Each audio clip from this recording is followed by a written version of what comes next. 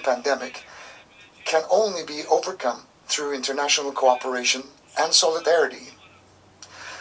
It's not possible for any country to survive safely on its own before all countries are free from this pandemic. We hope that the will which we will be showcased in the General Assembly will constitute a turning point in understanding this fact for what it is. In addition to the importance of global cooperation during the pandemic,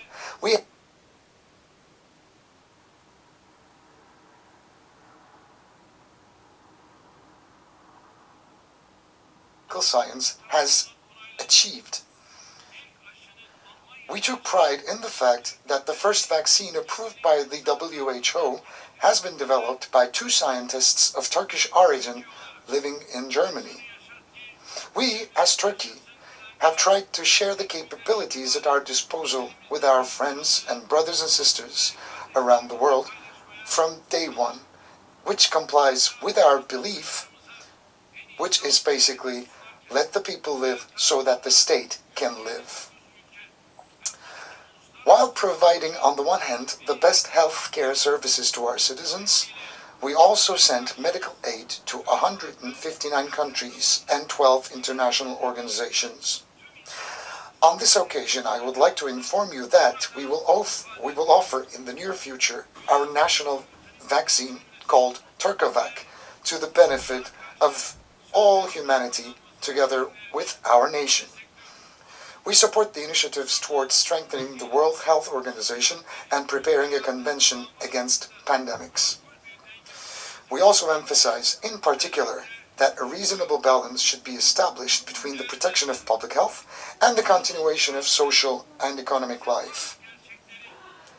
Distinguished delegates, the events that we've witnessed remind us some of the realities once again.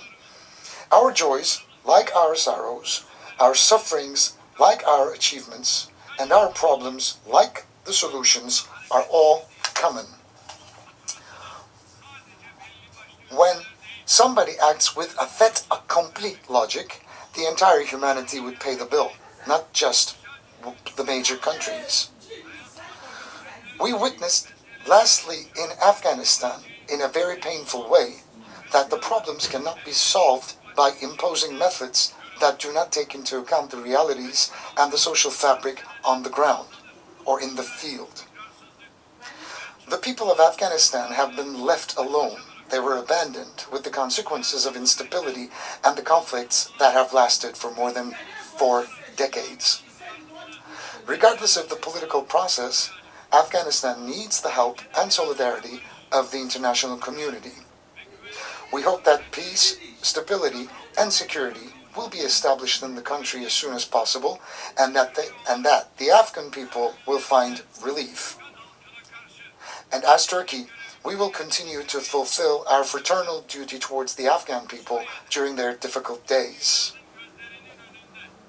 10 years have gone by in the humanitarian drama in Syria, which caused the death of hundreds of thousands of people and the displacement of millions of people before the eyes of the whole world. While our country embraces close to 4 million Syrians, we are also battling on the ground terrorist organizations that have drowned the region in blood and tears. We are the only NATO ally which has fought Daesh, Korakor, and defeated this terrorist organization. Again, with our presence on the ground, we were able to stop the massacres and ethnic cleansing atrocities committed by the PKK terrorist organization's extensions in Syria. As a result of our efforts, and at the expense of our martyrs, we were able to ensure the voluntary return of 462,000 Syrians to the areas where we provided security.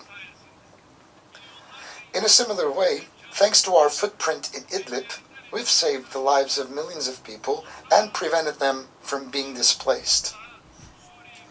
The international community cannot allow the Syrian crisis to linger on for another 10 years. We need to display a stronger will to find a political solution to the problem based on the United Nations Security Council Resolution 2254 and in a way that will meet the expectations of the Syrian people. We welcome the extension of the United Nations Humanitarian Assistance Mechanism, which is delivered to the northwest of Syria via Turkey for yet another 12 months. We hope that the conciliatory approach displayed on this issue will also be emulated in order to bring forward the political process and ensure the voluntary, safe, and dignified return of the asylum seekers. I would like to once again reiterate, in your presence, that making any distinction between the terrorist organizations in the region and using them as subcontractors in the field is unacceptable. Acts of terrorism in different countries around the world over the past 10 years have shown that terrorism is not only our common enemy, but that of the entire mankind. Our struggle against terrorist organizations that threaten the territorial integrity of Syria and our national security will continue with resolve. In our country, with the exception of the Syrians, there are also migrants under various statuses, the number of which currently exceeds 1 million. Because of the current developments in Afghanistan, we are faced with the possibility of another influx of migrants from this country. As a country that saved human dignity in the Syrian crisis, we no longer have the potential nor the capability to absorb new immigration influxes. On the basis of fair burden and responsibility sharing, it is high time for all the stakeholders to do their part on this issue. A concrete attitude now needs to be displayed against those who erode the 1951 Geneva Convention and the international humanitarian law. Distinguished delegates, thanks to our strong support for international legitimacy in Libya, a ceasefire was declared, and then the Presidential Council and the National Unity Government were formed. We will continue to support the efforts of the National Unity Government to provide public services and unify all institutions and organize elections in a timely manner. I reiterate my call to the international community to stand by the legitimate government which represents all regions of Libya. One of the most important problems that fuels instability and threatens peace and security in our region is the Israeli and Palestinian conflict. As long as the persecution of the Palestinian people continues, lasting peace and stability in the Middle East is not possible. For this reason, invasion, annexation, and illegal settlement policies must absolutely and immediately be brought to an end. We will continue to stand up against the violation of the international status of Jerusalem, which is based on the United Nations Resolution of 1947, and against violations of the sanctity of the Haram al-Sharif and of the rights of the Palestinian people. The peace process and the vision of a two-state solution must be revived without further delay. The establishment of an independent and contiguous Palestinian state, with Jerusalem as its capital, on the basis of the 1967 borders, remain amongst our primary objectives. Important steps have been taken forward vis-à-vis establishing stability in the Caucasus. By exercising its right of self-defense, Azerbaijan has ended the invasion of its own territory, which has been the subject of Security Council resolutions which were not implemented for many years. This development has also enabled the opening of a new horizon ahead of us for opportunities to be explored in the region to establish a lasting and a sustainable peace. We are determined to support every positive step forward that will be taken by the parties involved.